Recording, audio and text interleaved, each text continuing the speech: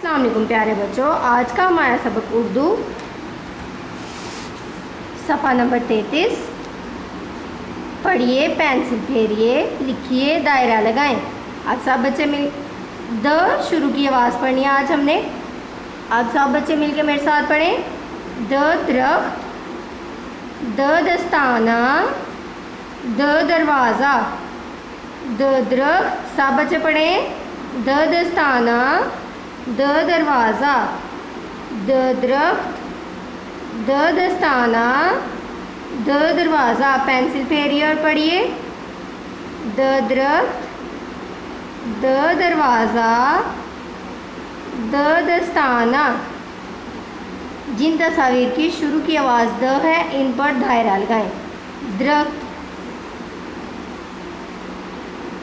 डाकिया, ड से होता है दाढ़। दांत के पीछे एक दांत होता है ना, जिसको हम दाढ़ कहते हैं, वो दाढ़। दायरा लगाएं।